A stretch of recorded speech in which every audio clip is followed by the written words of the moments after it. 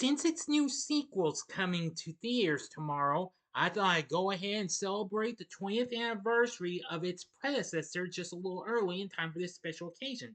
What happens when a young woman from the Midwest gets more than she bargained for when she moves to the Big Apple to become a writer and ends up as the assistant to the tyrannical, larger than life editor in chief of a fashion magazine? A major fashion magazine, that is. That's easy. You've got this film right here. Here's my review of The Devil Wears Prada. Bad Days, Entertainment Rankings and Reviews.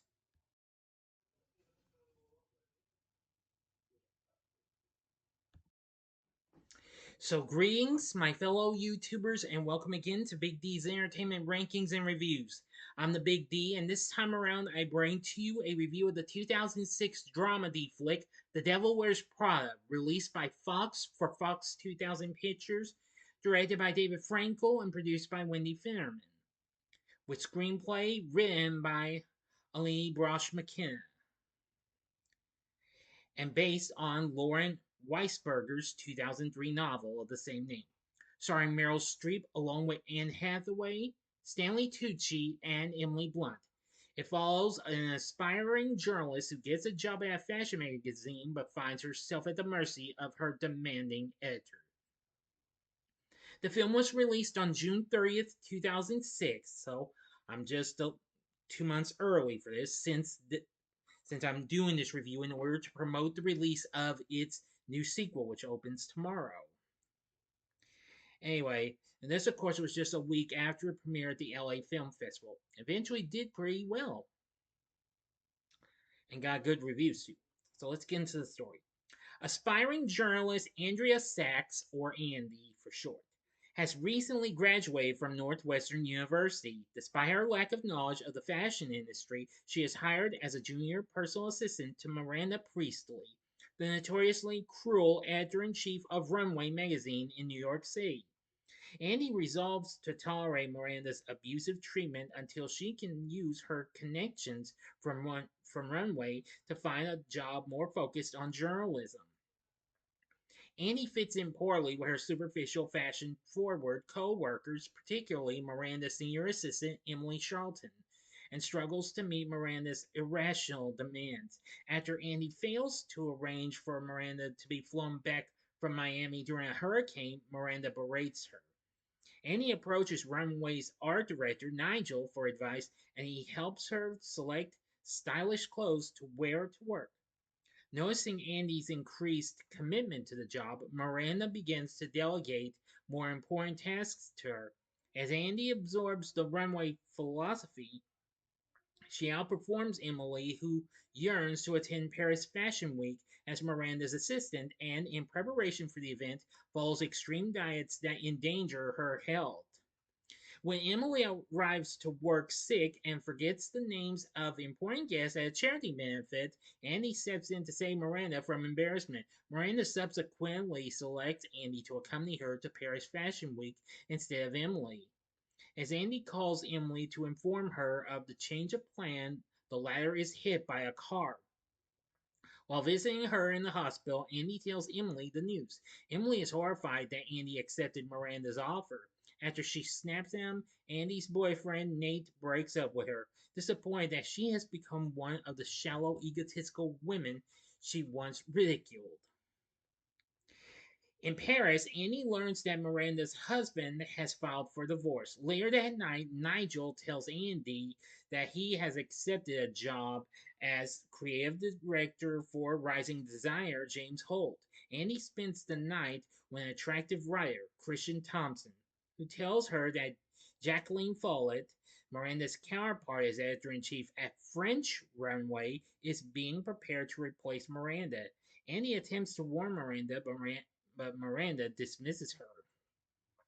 Now for the final act and ending. As always, you know the procedure. You got 5 seconds to stop this video at once. Go to the description box below and fast forward to the time below. As I count down now, if you've seen this movie already, please continue. Okay, you've been warned. At a later luncheon, Miranda announces Jacqueline as Holt's new creative director, much to Andy and Nigel's shock. While in a limousine, Miranda reveals that she already knew of the scheme to replace her. and sacrifice Nigel's ambitions to preserve her own job. Andy is repulsed by Miranda's betrayal of her friend, but Miranda points out that Andy did the same thing to Emily by agreeing to accompany Miranda to Paris. Afraid to become the type of person Miranda is, Andy storms off. When Miranda tries calling her, Andy tosses her phone into the Fountains de la Concorde. Back in New York, Andy meets up with Nate, who tells her he has a new job as a sous chef. Sous chef. Sous chef. I'm getting these words mixed up. My bad. In Boston, and they agree to keep in touch. The same day, Andy has an interview at the New York Mirror newspaper. The editor recounts that when he called Runway for a reference, Miranda told him that Andy was the biggest disappointment she had ever had as an assistant, and that he would be an idiot not to hire her. After getting the job, Andy calls Emily and offers her the clothes she obtained in Paris. While walking past the Runway office building, Andy sees Miranda and waves at her. Miranda does not acknowledge Andy, but smiles to herself once seated in her car. End of story. So, what did I think of The Devil Wears Prada? I must say, it's a pretty fun film and what have you. It's a pretty good film, and I like it for what it has to offer. This film did go on to become a big hit, going on to make 326 million worldwide on its 35 to 41 million dollar budget. And what can I say? It was just so good, especially with its cast and what have you. I mean, since we have Meryl Streep and Anne Hathaway, Stanley Tucci, yeah, definitely really good, and I really enjoyed their performances. But I'll get to that in a moment. The film sets at 75% on Rotten Tomatoes, where they say it's a rare film that surpasses the quality of its source novel. This Devil is a witty exposed, or should I say expose, or something like that, of New York's fashion scene, with Meryl Streep in top form and Anne Hathaway more than holding her own. Metacritic has a score of 62, and audiences surveyed by CinemaScore gave this an average grade of a B. Initial reviews of the film focused primarily on Streep's performance, praising her for making an extremely unsympathetic character far more complex than she had been in the novel. With her silver hair and pale skin, her whispery diction, uh, as perfect as her posture, Miss Streep's Miranda inspires both terror and a measure of awe, wrote A.O. Scott in the New York Times. Also going on with no longer simply the incarnation of evil, she is now a vision of aristocratic, purposeful, and surprisingly, human grace. Please stand by. Okay, sorry about that. Now, where was I? Oh, yes. According to David Elstein in New York Magazine, he criticized the film as thin, but praised Streep in her for her fabulous minimalist performance. Yeah. Um, Jay Haberman, Elstein's one-time colleague at the Village Voice, called the movie an improvement over the book, well, on the book, and said Streep was the scariest, most nuanced, funniest movie villainess since Tilda Swinton's Nazified the White Witch in the Chronicles of Narnia, The Lion, the Witch, and the Wardrobe. Blunt 2 earned some favorable notice and what have you. According to Clifford Pugh in the Houston Chronicle, said she has many of the movie's best lines and steals nearly every scene she's in. I kind of do agree. She does a good job on her performance. Although some reviewers characterize the film as shallow and or lacking thematic depth, emphasizing its surface glamour over its commentary on work, ambition, and power. But hey, that's understandable and what have you. I still think this film was absolutely incredible. I mean, it was just so wow. Anyway, now Meryl Streep actually got nominated for Best Actress at the Academy Awards, and Patricia Field was nominated for Best Costume Design.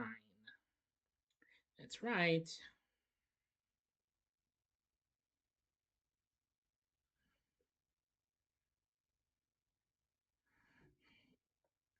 So anyway,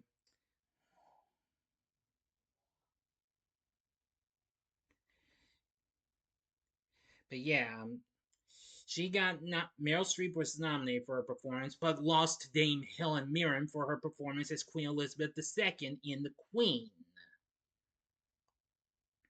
Still, she does an amazing job in her performance. This was just such a pretty good film. It has a pretty good soundtrack with some pretty good tunes. The the movie score was composed by Theodore Shapiro, which that was pretty good as well. So I have to give the soundtrack credit for it for what it had to offer. Anyway, it lasted, gave a cultural impact and legacy and what have you. Yep, but this was just such a fun flick.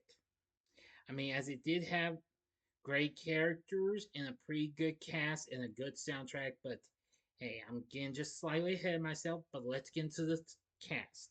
Meryl Streep plays Miranda Priestley, and let me tell you something, she does an exceptionally good job in YMB. This is one of the many good films she's done. I mean, can't go wrong with some of her performances. Now, she has done some, well, misses in YMB, but this is more hit than miss. You know what I'm saying? Anne Hathaway plays Andy, and I gotta say, this is pretty good since this was, of course, released 5 years after her breakout in The Princess Diaries. I've got to say, she's still good, and she still does some pretty good films to this day. Emily Blunt, who I completely forgot she was in this one. I know she's going to be in the second one, same with the other two, and the next one I'm going to mention. She plays Emily Charlton, and I got to give her credit. She's absolutely really good, and she is a scene stealer. Stanley Tucci played Nigel Kipling, and I got to say, he's good too. Yes. Um, there's Adrian Grenier, who of course was already big on HBO's hit dramedy series Entourage as Nate. He was good. We have Simon Baker as Christian Thompson, a well-known journalist. And there's even some special appearances, or should I say cameos, by popular models and or other people in the fashion industry. But anyway, and there's let's see, Tracy Toms who plays Lily. If I think I know that name somewhere. Oh yes, I remember her. She was on TV's Cold Case. Yes, and she plays Andy's friend Lily. Rich Summer plays Andy's other friend Doug. There's Daniel Sonya, who I remember of the FX series Rescue Me, plays fashion designer James Holt, and James Nunn played Miranda's husband Stephen. So anyway, I must admit this has a pretty good cast. Oh yeah, and there's the twins, Colleen and Suzanne Dingle, or is it Dingle? I'm sorry if I mispronounced it. Playing Caroline and Cassidy Priestley, Miranda's daughters. Yeah, and they're twins. But anyway, they're seeing them was seeing twins. That was really something. So anyway, The Devil Wears Prada. It's a pretty good film. I think I would definitely recommend you give this a watch. You will enjoy this. I hope for the best the sequel's good too, because I am going to go see it this weekend, so be ready for that, for and I'll do a reaction on that. But anyway, that'll do it. What did you think of The Devil Wears Prada? Have you seen this yet? If I'm sure a lot of you have, since it's been around for 20 years. Duh! Tell me what you thought about this film in the comments section below. If you like this video, click the like button, subscribe, click the bell for notifications, and be a part of the Big D Nation. Continue to help support my channel, and you know the rest. And join me next time when I bring to you my May 2026 schedule, and then follow up with another video afterwards, which I'll mention that in that one. So if you like this, check out my reviews of some of these other films I've talked about. Here's some I have talked about. Here's here's a couple with Anne Hathaway. Check out my review of the film that put her on the map, The Princess Diaries from 2001. Or you can go to the upper right-hand corner. You can check out my review of a very underrated film she did a few years after The Devil Wears Prada in Bride Wars, which that's an extremely underrated film. Or if you would like another kind of film. And this is one that in his one that features Stanley Tucci. This is done a few years later, and this was the star of a big franchise based on a book series in The Hunger Games from 2012. And the bottom right hand corner is the button you can click to subscribe. If you like rankings and reviews on movies, TV, music, video games, etc., then I'm your guy. Thank you for watching. Until next time, I'm the Big D saying, see ya.